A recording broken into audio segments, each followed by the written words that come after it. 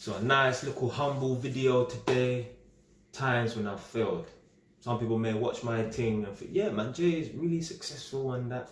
I don't really regard myself as being successful because I feel like the word successful means you're at the finish line. But some people may regard me as being successful. My girl said to me, everything you touch turns to gold. That ain't the case. Man's failed at a lot of things. So in this video, I'm just gonna go through a lot of the things that I failed at. I tried a lot of things, failed at a lot of things equally. So the first one on the list is when I was around about 7, 8 years old. If you didn't know, your man Jay Wise, you know, is a black belt in Taekwondo. Man's been practicing this thing since I was 7 years old. It's been 22 years, cuz.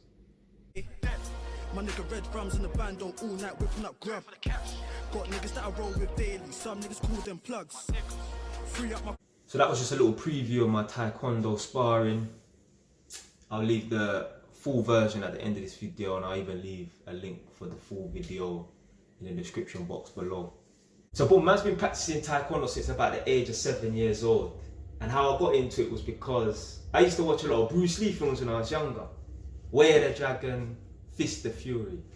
Man used to stand up in front of the TV set and be throwing punches and kicks. And a lot of our traits that we've got, personality traits, a lot of them are from our parents. Most of it's through nurture, what around our parents, so we pick up traits of them. But some of it's through nature, you know. Me, I never knew my dad like that.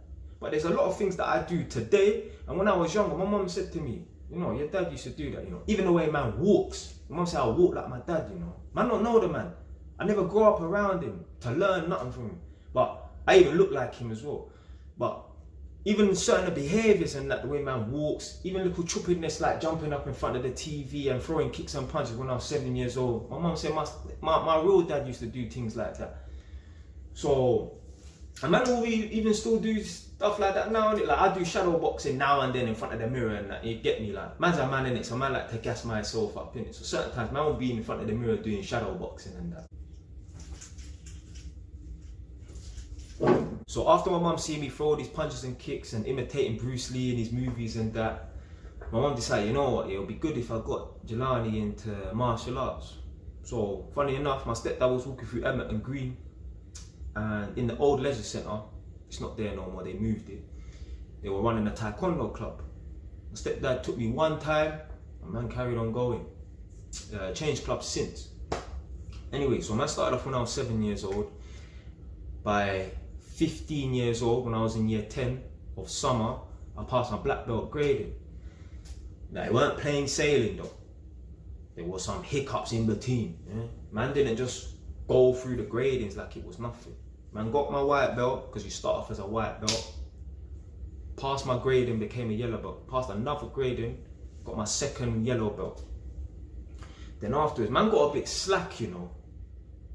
Before grading is scheduled to happen, my Taekwondo instructor would be watching, observing her students to basically decide whether or not they're ready for promotion. Me, I thought, yeah, big man, you get me. Pass this grading, pass that grading, get a bit slack. And I remember, to cut the long story short, I don't want to spoil anything for the book because I wrote about this in the book.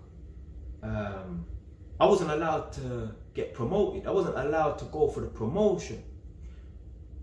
That might not sound that bad, but remember, there's younger students who have started a year or two before me. I've been held back so much through my fault that they've actually caught up to me. Certain man there even potentially could pass me.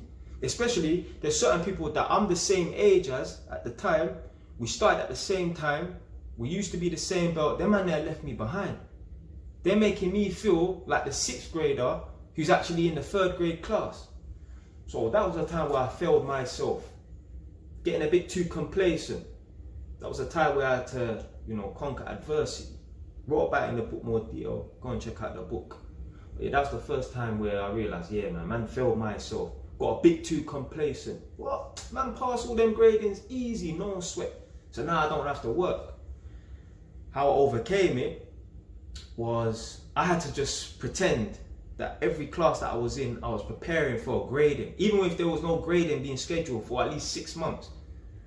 man, I had to put myself in the mind frame that, you know what, every class is like a pre-grading.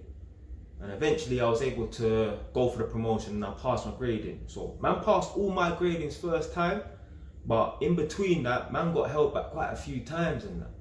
So that was the first time that I could say man failed myself. The next time man failed, woo, this one was embarrassing, you know. These times man's in year 6, I'm 11 years old, summertime. Everybody goes to a school in a specific borough. And in that borough, you have other schools.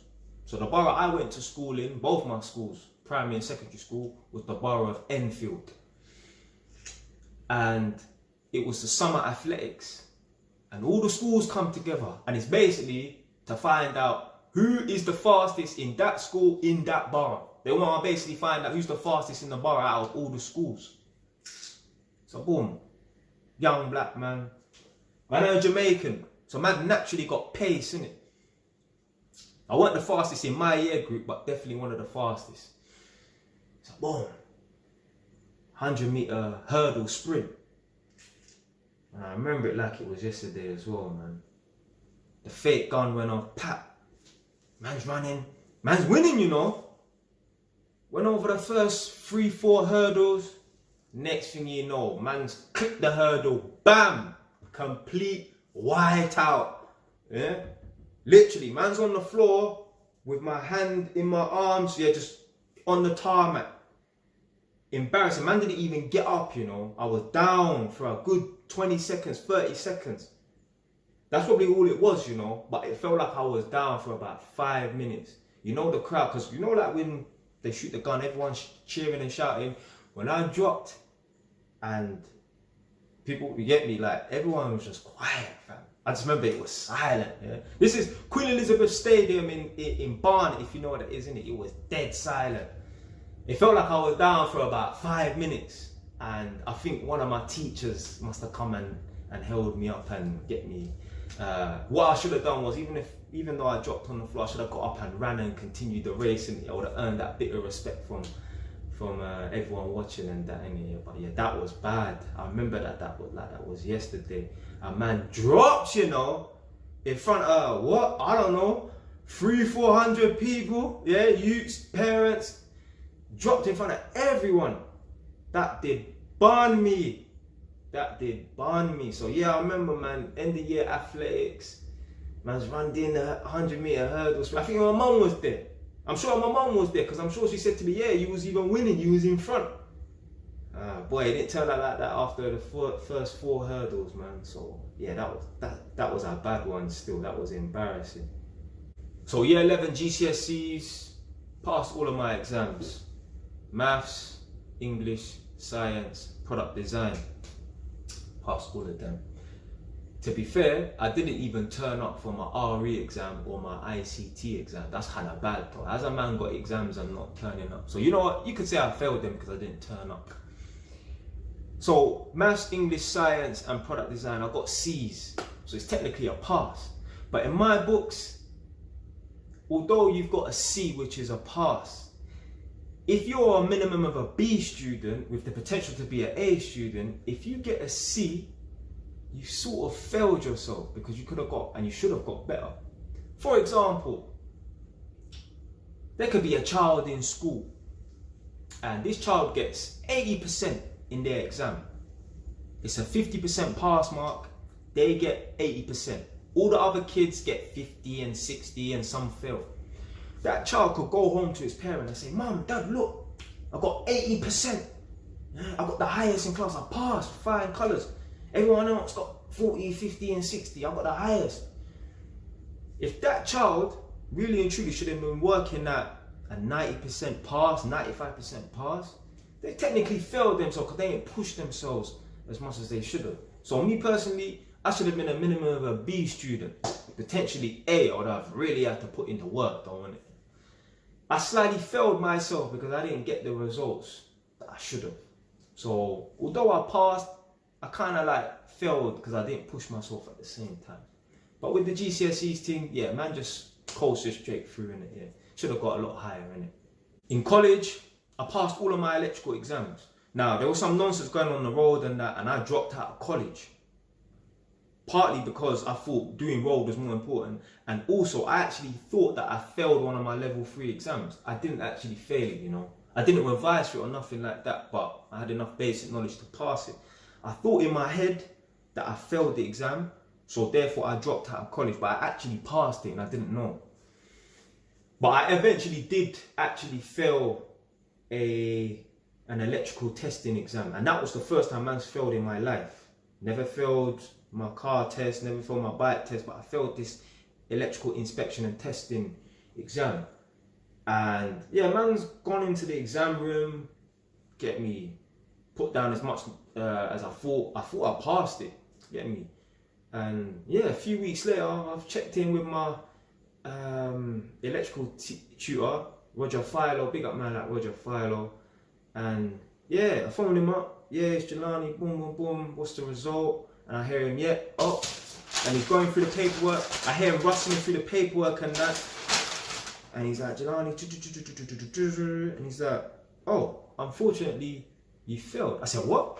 He said, yeah, sorry, mate, but you failed, innit? I said, nah, you're lying, innit? He's like, I'm not lying. Because like, he was one of them man that maybe crack a joke here and there. And he's like, no, I'm not lying, innit? I said, you're lying. I couldn't believe it. I didn't even take his word for it, you know. You know, I went down to the college the next week, and I wanted to see that paper and to verify it. I could not believe that I failed. So anyway, eventually I done the resit and I passed it first time in it, yeah, but you can best believe. So what happened was, I had part 1, which I failed, and then I done part 2 the following week. I didn't find out that I failed part 1 until after I done part 2. So anyway, I found out that I failed part 1, and then I passed part 2. I had to redo part 1, but the exam resit wasn't for another 5 months. Like, you could lose your knowledge, you could forget your thing in that time, because after I passed the other exam, there was no more studying to do, there was no more classes. So it was just 6 months of nothing. Please believe, every day for the next 6 months, apart from 5 occasions, so 5 days, yeah, I studied every day for 30 minutes. All in my lunch break, you know. This time I was working for Holmes Haringey. All in my lunch break, you know. Man's in Tinseltown. I made up this little pack thing, something called a revision guide thing. And I used to just revise every day. I was not failing that exam again. I don't take failure lightly. Actually, when it comes to exams, it hurts my ego. You know why it hurts my ego? Because I know I could have done something to prevent failing that exam.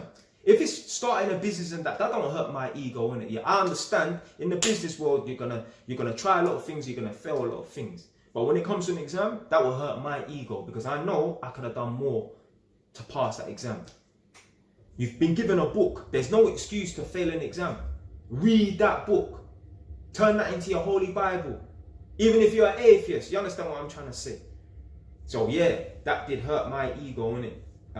And I used it to, you know that drive, yeah, that aggression. I used that aggression in the exam. So when I went for that exam, the resit, they give you like 2 hours. You can work through it and probably finish it within an hour, maybe an hour 20. I did not leave that exam until they said you have to go. So I worked through the exam. It was like an hour and 20 minutes or whatever to complete it. And I went over my answers. And I went over my answers. And I kept on cycling through the exam. Literally. I didn't leave any questions unanswered. Like my tutor said, even if you don't know the answer, guess. Never leave. And this is advice for people doing exams now. If you don't know the answer to something and it's a written exam, put down something. You never know.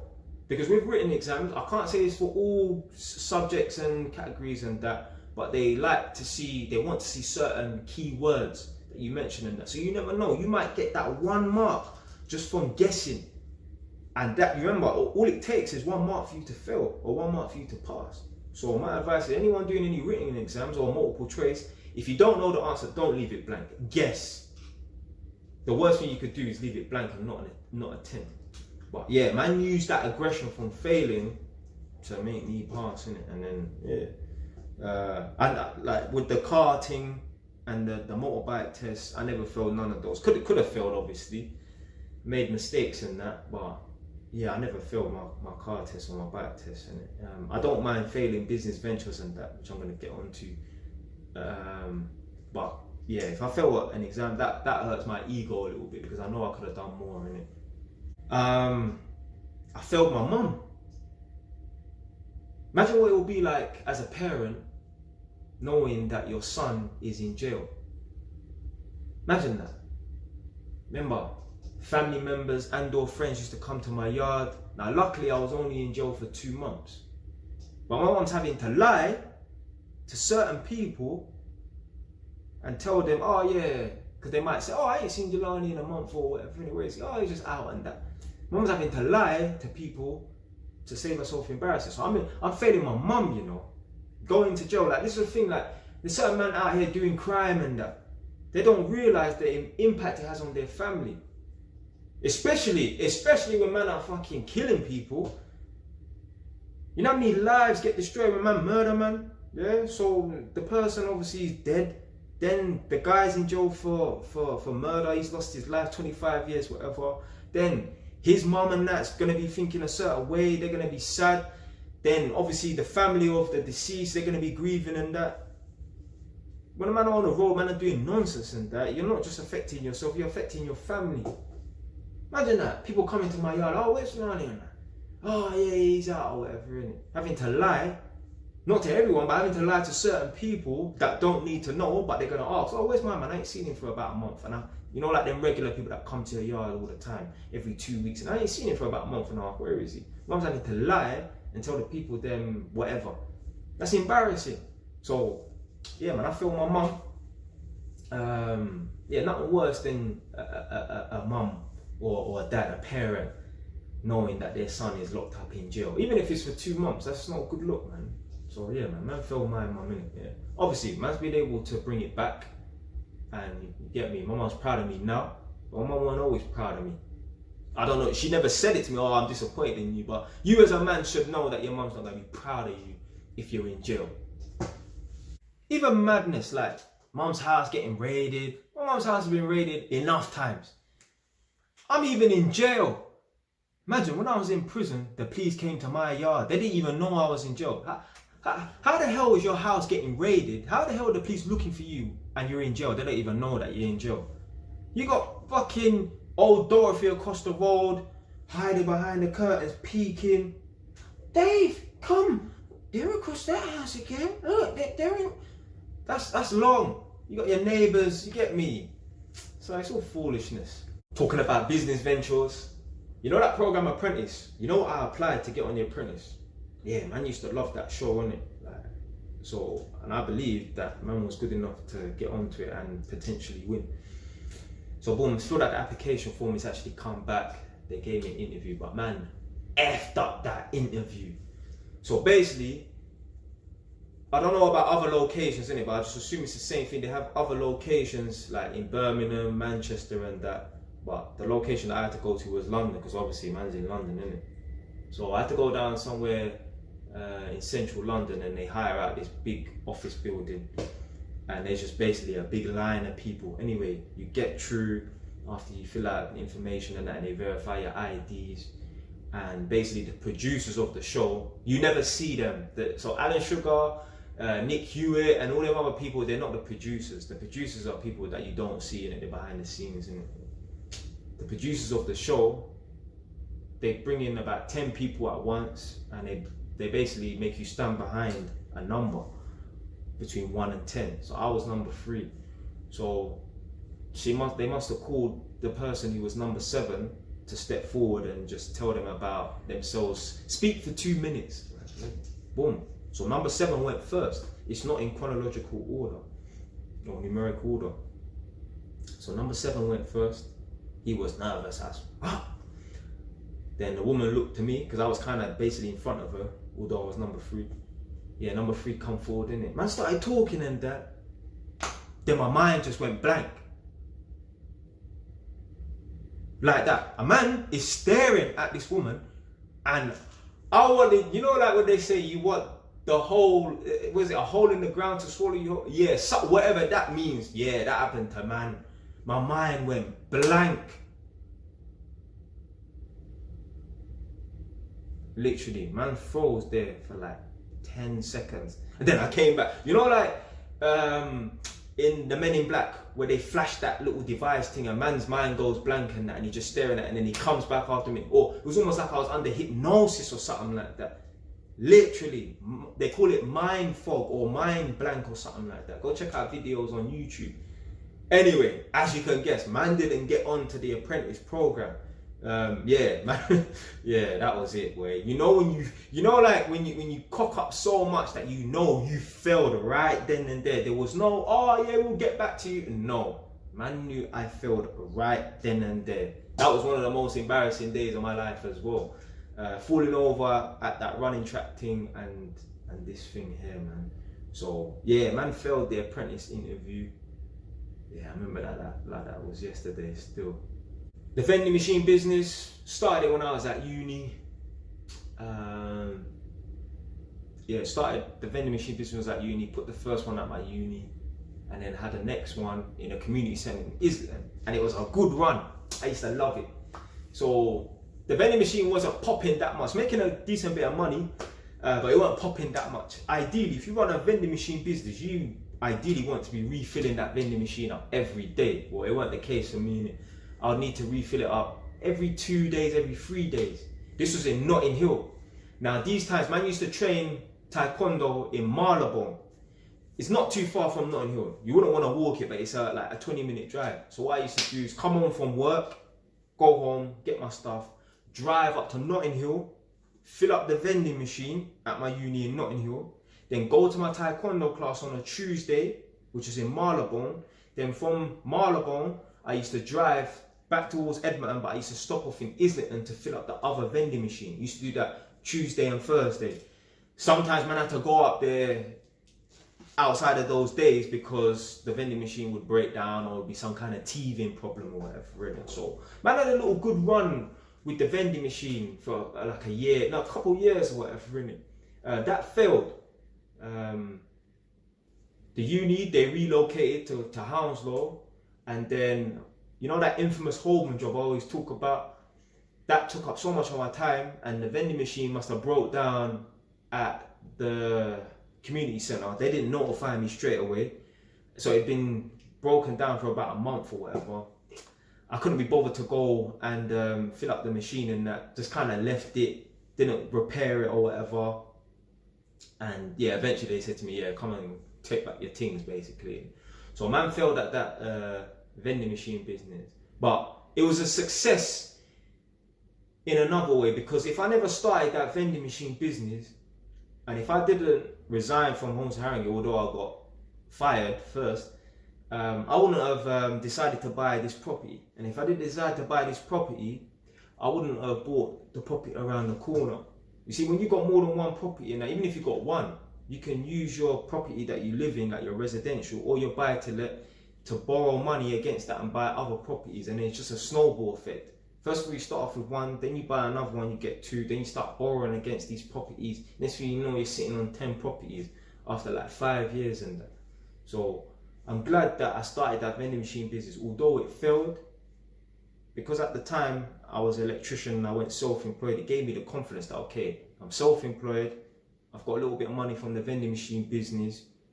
Yeah, boom, let me buy a property in that, because I know I'm gonna have to wait 2 years if I'm self-employed to because like when you apply for a mortgage as a self-employed person, they usually want to see 2 years. Some say 3.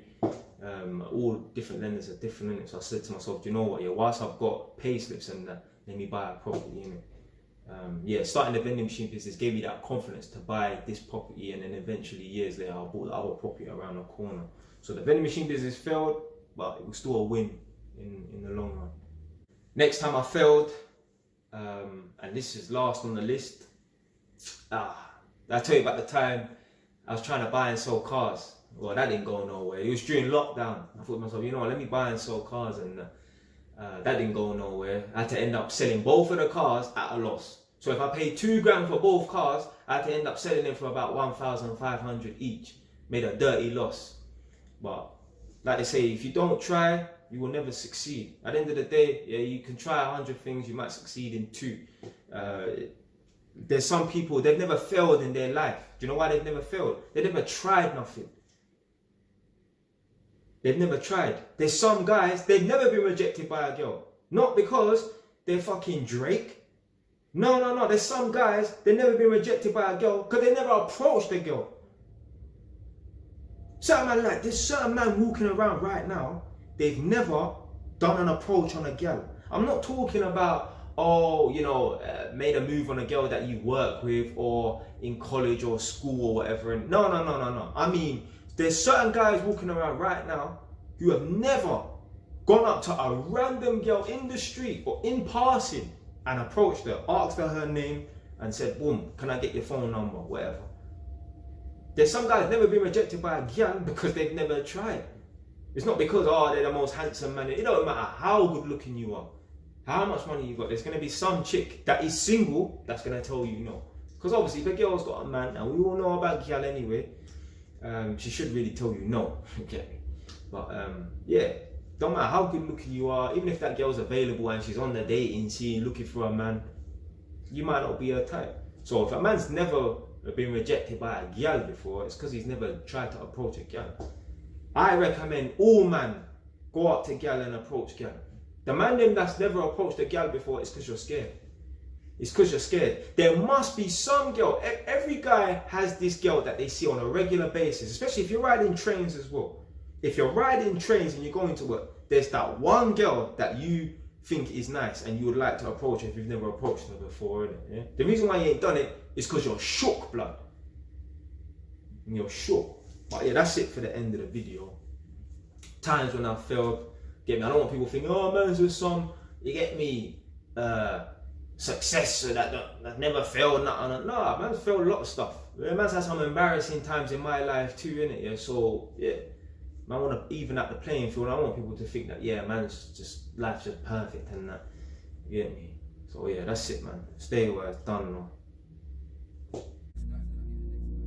Rolling the block with the Mac turned up.